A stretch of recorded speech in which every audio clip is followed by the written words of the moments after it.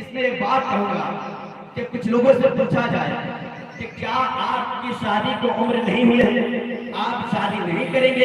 کیا ان کے والدین سے پوچھا جاتا ہے کہ کیا آپ اپنے بیٹے کی شادی نہیں کرائیں گے؟ تو ان سے جواب یہ آتے ہیں کہ میرا بیٹا تو اپنے پیر سے کھڑا نہیں ہوا ہے۔ یا اس لڑکے سے جواب یہ آتا ہے کہ میں تو ابھی اپنے پیر سے خود کھڑا نہیں ہوا ہوں، تو میں شادی حدیث پاک کو مطالعہ کرو، مصطفیٰ کی زندگی کی مطالعہ کرو، صحابہ کرام کی تابعین نظام کی زندگی کو مطالعہ کرو، اولیاء کرام کی مطالعہ کرو، کسی کے پاس نہ رہنے کے لیے مکان، نہ رہنے کے لیے جگہ، نہ رہنے کے ساز و سامان، نہ رہنے کے لیے کھانا پینا، لیکن شادی کی اور بے شک اللہ رزاق ہے، رزق دیا۔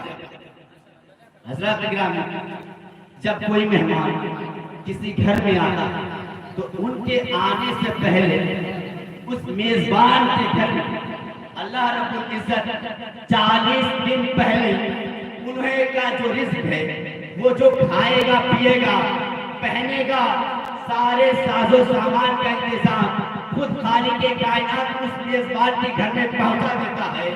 تو تم جو اپنے نکاح میں جو عورت کو لائیں گے، عورت کو لاؤ گے، وہ تو تمہاری ساری زندگی کے لیے آئے تو یہ تو اپنا رزق خود آئے گا۔ لیکن ٹینشن لینے کی بات کیا ہے، سوچنے کی بات کیا ہے؟ لیکن پھر بھی لوگوں سے یہی کہنا سنتا ملتا ہے کہ ابھی اپنے پیر سے کھڑا لیا ہو۔ مصطفیٰ کریم صلی اللہ علیہ وسلم کی زندگی کی طرف مطالعہ کرے تو آپ کو پتہ چلے گا۔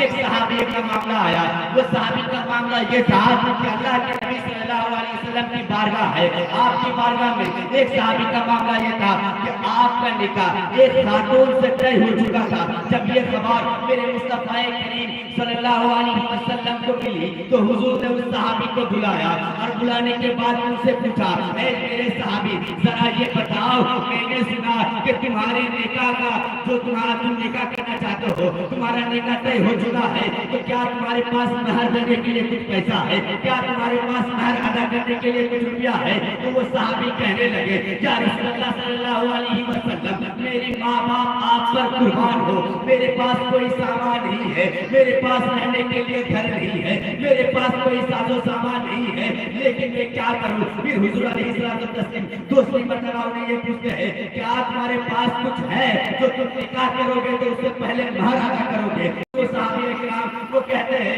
یا رسول اللہ صلی اللہ علیہ وسلم، میرے پاس کچھ نہیں ہے، لیکن تیسری مرتبہ میرے حضور نے یہ نہیں کہا کہ تم کسی سے قرض لے کے آؤ اور اپنے نکاح کا مہر ادا کرو، بلکہ میرے آقا کریم صلی اللہ علیہ وسلم نے یہ فرمایا کہ اے صحابی سنو، جب تمہارے پاس کچھ ساز و سامان نہیں ہے، تمہارے پاس رہنے سہنے کے لیے کپڑا نہیں ہے، تمہارے پاس پہننے کے لیے کپڑا نہیں ہے، تمہارے پاس کوئی چیز نہیں ہے، تو تمہیں کیا قرآن پاک کے کچھ حصے یاد ہے؟ تو وہ صحابی کہنے لگے، یا رسول اللہ صلی اللہ علیہ وسلم، میری ماں باپ آپ پر قربان ہو، آپ مجھے قرآن پاک کے کچھ حصے یاد ہے۔ میرے آقا نے فرمایا، اے صحابی جاؤ اور قرآن پاک کی جو حصہ تمہیں یاد ہے، میں نے اس حصے کو تمہارا مہر مقرر۔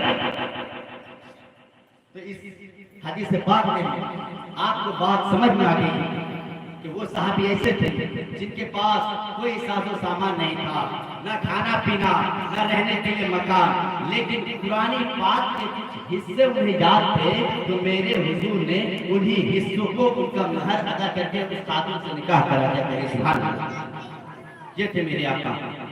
اور میرے آقا ایسے آقا ہے کہ صرف اپنے نہیں، اپنے تو اپنے غیر کا بھی خیال کرتے تھے۔ اللہ کے نبی صلی اللہ علیہ وسلم کے اخلاق پر قربان جائیے کہ کسی کی شادی نہ ہو تو میرے حضور جو صحابہ کو چنتے تھے کہ اے صحابہ، میری خواہش یہ ہے، میری تمنا یہ ہے کہ تم فلاں کے گھر جاؤ اور انہیں شادی کا نکاح کا پیغام دو۔ پھر وہ صحابی جاتے اور اس گھر کے مالک کو نکاح کا پیغام دیتے تو حضور کے فرمان چکے تھا وہ شخص، وہ صاحب مالک انکار نہیں کر سکتا تھا۔ اسی طرح اس کے ساتھ اپنی بیٹی کا رشتہ جوڑ دیتا تھا، اپنی بیٹی کی نکاح کو قرار دیتا تھا۔ حضرت گرامی، وقت کا خیال کرتے ہوئے میں اپنی گفتگو یہی پر ختم کر رہا ہوں۔ وما علینا الا البلاغ۔ السلام علیکم ورحمۃ اللہ تعالی وبرکاتہ۔